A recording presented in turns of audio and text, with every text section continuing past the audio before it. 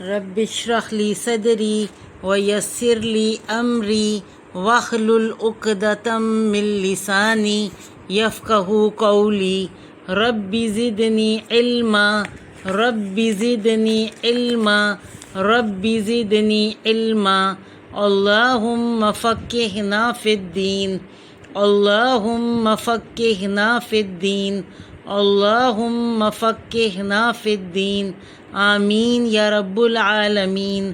جیسا کہ آپ کو علم ہے کہ ہم نے شروع کیا ہوا نورانی قاعدہ، قرآنی قاعدہ، یسن القرآن، جو بھی آپ کہنا چاہیں، ٹھیک ہے۔ اس میں ہم نے سب سے پہلے حروف مفردات کیے، اس کے بعد ہم نے زبر کا قاعدہ، پھر زیر کا قاعدہ، پھر پیش کا قاعدہ، پھر ہم نے حروف قلقلہ سیکھے، اس کے بعد ہم نے جزم کا قاعدہ کیا، اور اب آ جاتا ہے تنوین کا قاعدہ۔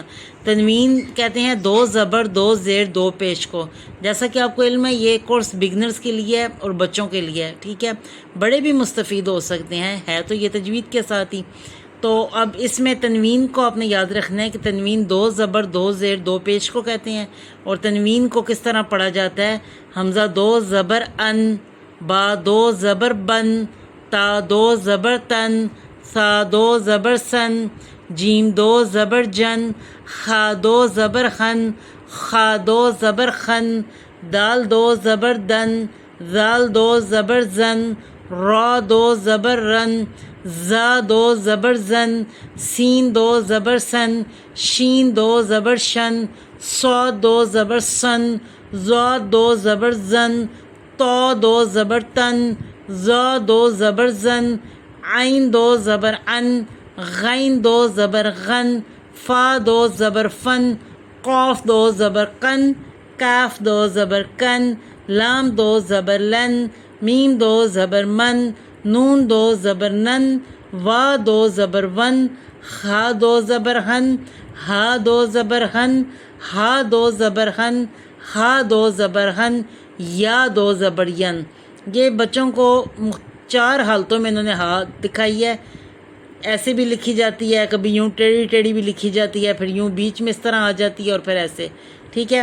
اب یہاں انہوں نے بتایا ہے کہ تنوین اور نون ساکن کی آواز ایک ہی ہوتی ہے، یعنی کہ یہ لکھنے میں دونوں چیزیں الگ ہیں، لیکن پڑھنے میں یہ دونوں چیزیں سیم ہیں، ایک ہیں، ٹھیک ہے۔ پڑھنے میں دونوں چیزیں ایک ہی ہیں، لکھنے میں یہ چیزیں جو ہیں نا وہ الگ ہیں، ٹھیک ہے۔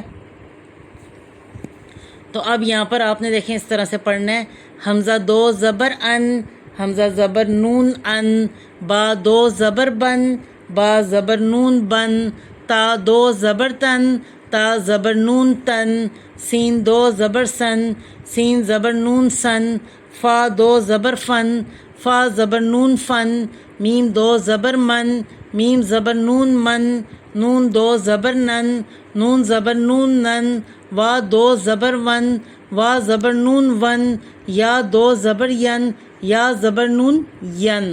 دیکھیں پڑھنے میں ایک ہی ہے، لکھنے میں الگ ہے، ٹھیک ہے۔ اس کے بعد اس کی مشق آ جاتی ہے۔ دیکھیں یہ الف ساتھ لکھا ہوا ہے، جس پہ کوئی حرکت نہیں ہوتی وہ سائلنٹ ہوتا ہے، پڑھنے میں نہیں آتا۔ جس لفظ پر کوئی حرکت نہیں ہوتی وہ سائلنٹ ہوتا ہے، پڑھنے میں نہیں آتا۔ تو یہ سارے لفظ جو ہیں یہ الف کے بغیر پڑھے جائیں گے۔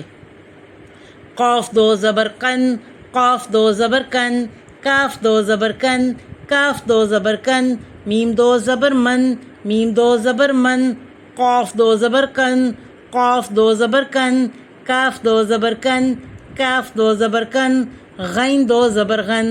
اب جزم والا لفظ پچھلے لفظ کے ساتھ مل کر ادا ہوتا ہے، را زیر زا رز، قاف دو زبر کن، رزقن۔ اب زا جو ہے وہ حروف قلقلہ نہیں ہے، آپ نے ہلانا نہیں ہے اس کو۔ قاف تا با جیم دال کے علاوہ کوئی بھی لفظ ہلایا نہیں جائے گا۔